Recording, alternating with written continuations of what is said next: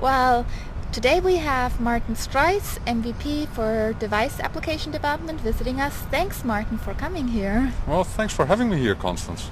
So I'd like to ask you a couple of questions. So you've been an MVP for quite a while. Just tell me a little bit about your background, your company, what you've been working on.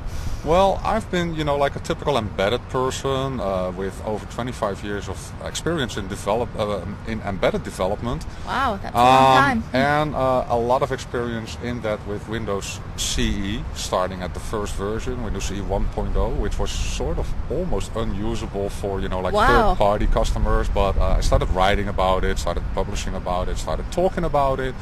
And since then, I moved over to Windows Mobile because I really love devices, so I like to have all those gadgets, and it's fun to develop applications for Windows Mobile. Now, my company is typically a consulting company. They, do a lot of work for large customers in the Netherlands and all over Europe right now, specializing, amongst others, in Windows CE and a little bit of Windows Mobile as well. Windows Mobile as well. Oh, yeah. That sounds really, really interesting. So, you have any interesting anecdotes you want to share since you've been working with either CE or mobile? Oh, no. Anecdotes. Well, the biggest anecdote people are telling about me is actually that I am even not capable of developing applications because I'm showing a lot of things during presentations, etc. But it's also always only Hello World. So people are thinking that I can only write an Hello World application in C#, and I even need IntelliSense from Visual Studio to make that happen. So. Well, good thing that Visual Studio offers it. Absolutely true. Without that, I couldn't live. So what do you like about Windows Mobile development? The cool part is developing for devices. Devices are small. You have to take care about, different form factors. It asks a lot about a lot of creativity to develop cool user interfaces, efficient user interfaces. We are running on devices that have a limited amount of memory, slower processors. So, for instance, if you're allocating memory, you're not always granted that you get that memory. Yes. And I really like the challenges around that.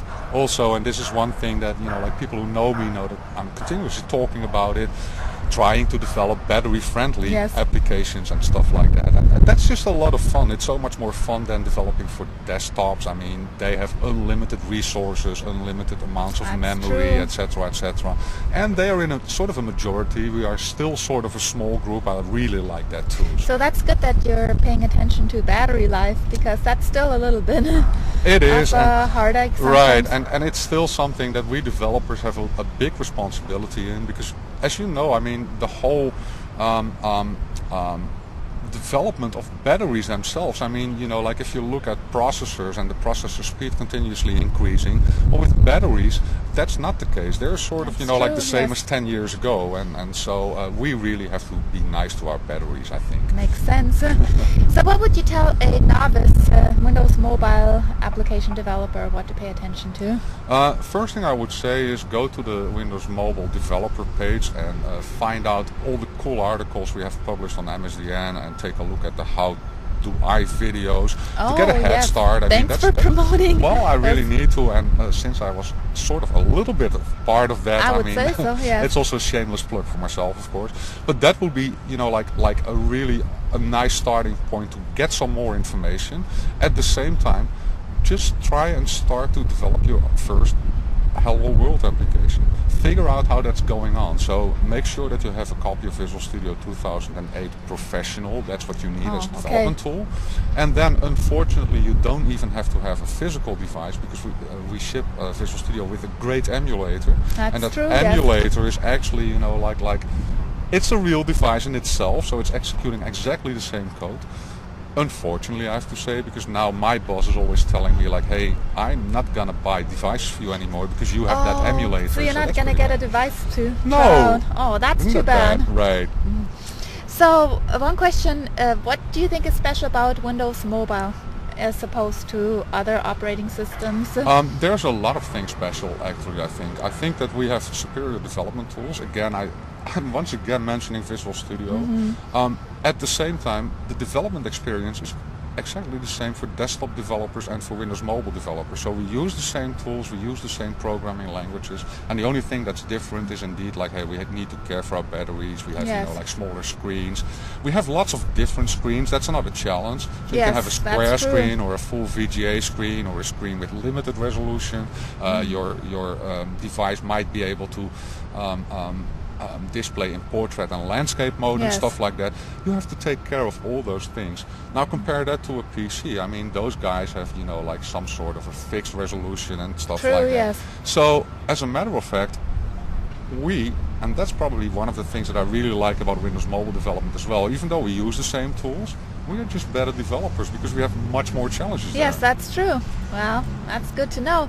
So what do you think is one of the upcoming cool technologies that will make the future of Windows Mobile? I am really looking forward to Silverlight. Silverlight, what's going to happen around that area. I'm also looking forward to, like sort of a thing that I call hybrid applications right now, and I don't even know if there's an official name for it, but like if you are connected, so if you have a network connection, try to get the best out of web services and get the best out of, like a browser-based application. But with a mobile device, you might lose your connection like instantaneously. And what are you going to do then? Is that application just failing, or would we be smart enough to sort of have some local content as well and still continue with that same application? Maybe, with a less nice user interface or something like that. That's something I'm really looking forward to, at least, like come up with some architectures around that idea. That would be a great experience, especially because we do disconnect sometimes. Oh yeah, just drive through a tunnel, for instance. Yes, exactly. Or drive in the middle of nowhere. So you've done quite a lot of content on location. Yeah, absolutely. Is that one of your favorite ones? It definitely is, and I think that location awareness is one of the biggest things for mobile devices in the upcoming, like couple of years actually. Yes. Right now, location-aware applications are sort of boring still, so like your navigation software is very, very important, but it's not that killer application in my opinion, even though, like some companies think entirely differently because they make a lot of money out of that. True. But I would say like, like a lot of social applications, if they would be location aware, social networking would be fantastic. And also, like just little I don't know, little toy applications. I'm now writing, like sort of an electronic compass, making use of a GPS receiver and making use of the GPS intermediate driver, which by the way is, like a little piece of technology inside Windows Mobile that makes it completely transparent for you to make use of a GPS receiver and stuff like that. Very, very, very cool stuff. So location is another very big thing there. That sounds really, really cool. Seems like you're working on some great stuff. So is there anything else you would like to say? Like, where do you see the future of Windows Mobile or anything else you'd like to share? Okay, hopefully you guys are not going to confront me with these words, like in 2 or 3 years time. But it's my personal opinion that Windows Mobile could be bigger than the whole desktop Windows family. Because, like, if you look at the PC market right now, it's sort of a replacement market, while mobile devices in general are growing enormously fast. That's true. So I can't wait for the moment when I can say like, hey, we finally did it. We are bigger than desktop Windows, and it's gonna happen. But I can't wait for that either. And the other thing I would like to share with everybody is you should start thinking about developing for Windows Mobile today, because it's very, very cool. So get your development tools and go ahead and start developing cool applications. Most definitely. I sure will. Well, thanks very much, Martin. It was great talking with you, and really fun working with you as well. You're welcome, Constance.